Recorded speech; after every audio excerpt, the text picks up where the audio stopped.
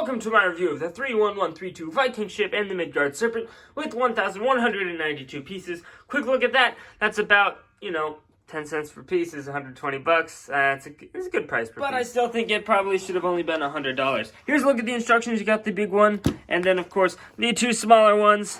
The box is a regular box. You've got the main build, the second build, the third build. You've got box art up here. You've got nothing right here. You've got nothing right here. And nothing on the bottom either, which is normal. And then in the back, you've got bigger pictures of all three. So that's 4 figures in the set, 2 boys, 2 girls. This girl comes with a pretty cool axe.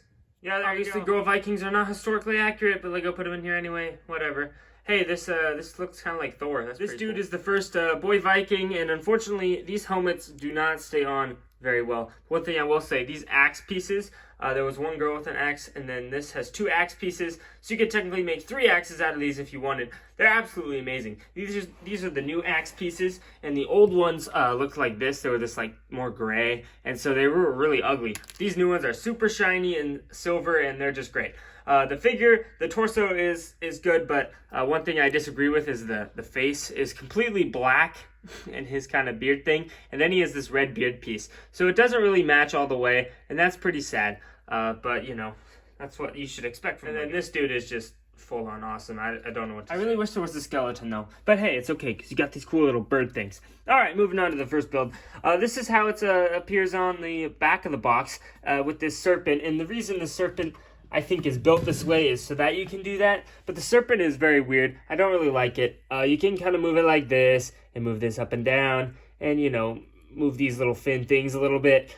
There's not much you can do with this front portion. The back, you can move up and down like this, and these few back ones you can move around like that. But other than that, the serpent is kind of forced to either stay like this or like this the entire time, so that's not cool. Plus, it just seems like an unnecessary addition to raise the price by like $20. The ship is amazing. It has the most beautiful design ever. Like, it's coming at you, and you're like, wow, that is a crazy ship. This dragon design in the front is just genius and beautiful. I love it. And it has a matching tail design in the back. Then there's a little fireplace and a place with some fish that are being fried, a place to eat said fish that are being fried, with all these seats on these jumper plates so that you can sit all 4 of your Vikings down to eat a nice meal of fish. Yay! The whole ship runs on a bunch of inverted tiles so it can just smoothly glide everywhere. And this leads me to the last character. I totally forgot to introduce this. This is the cow. It's in like 2 of the 3 alternate builds. It's amazing. Or it's in this build and 1 alternate build. It's just like a brick-built cow that has so much character. I don't understand, but it's so good. The only problem is it doesn't really have any like studs on its legs, so it just kind of floats around. But whatever. What I like about this ship is that you can take the shields from the sides off and give them to a character. Once you've done that, they can go fight with these gigantic shields, which is actually really historically accurate. So yeah, there you go, your historically accurate points. I guess they're earning some of them back. There's a little bin right there that just houses some random stuff, and that's behind this wonderful sail, which is completely brick built. And as we go all the way around to the front, we have the final little feature. There's a stack of little projectiles, and you have this ballista cannon, which you can turn just about any which way, 360 degrees. It does use spring power, so you simply pull back on these 2 horn things right here, and then shoot the projectile, and it shoots just a little bit. It doesn't go too far, which is sad. And there's nowhere for you to mount one of your people on there, so if you were trying to, say, shoot at the sea serpent, you would have to probably put someone right here next to it and pretend that they're operating the ballista, because there's no way for them to sit and move with the ballista, which I find a little sad. But I guess that's also probably pretty accurate. Oh, and one final thing I would like to add about this build is that the flag is facing the right way, because if the wind is blowing the sail, it's also blowing the flag. That's something that looks wrong, but it's actually right. Good job, Lego. The second build of this set is a little interesting. You've got the cow again, which looks really funny, but they've attached this plow thing, and it has the axes, which is a horrible use of the pieces, and it really is floppy and just a horrible build. See, like, it's not even, you can't even do anything with it. Anyway, it's supposed to, like, plow the earth of the hard the hard ground or the Nordic country or whatever. But yeah, it's eh. Then you've got a little cute dragon up top, which is great. It's red. And then, of course, you have the people. They've all, kind of moved their weapons a little bit. Out here, you have a little forge. There's a little anvil. This girl's sword is being, like, smited, whatever, by this other dude with that hammer or whatever it is, I guess.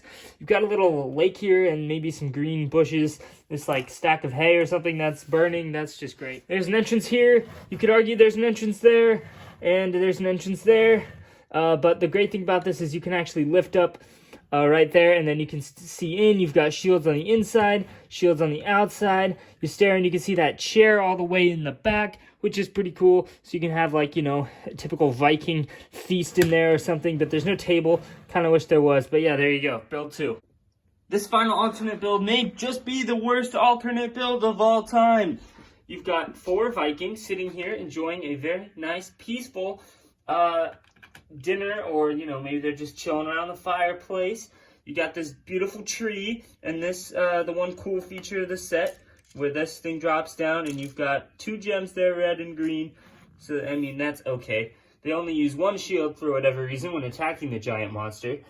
Or rather, to defend themselves against the giant monster who's attacking them. The giant monster, in question, does have the normal things that you would expect. A mouth that opens. The eyes are made out of those, like, kind of sword pieces, which is cool. The ears can move as well. The legs are all posable in pretty much any direction that you want. And the tail, the back just moves up and down and side to side like that. So this is kind of a really questionable alternate build. I feel like they should have gone with something more, Viking-y. This is just, like, weird. In my opinion, they should have gone with, like, a smaller boat or some sort of other thing like that. But, yeah, there you go. The only positive I have for this is they actually used the axe pieces as axes. Good job. Overall, this set is absolutely amazing. It's a perfect ship, perfectly streamlined, and the figures are good. It's just a great set. It's exactly what I've wanted, even though I didn't know I wanted it for years. So, there you go. I have a couple small complaints, but they're really nothing major. So this set is pretty good. Solid 9 out of 10. Thank you for watching. Adios.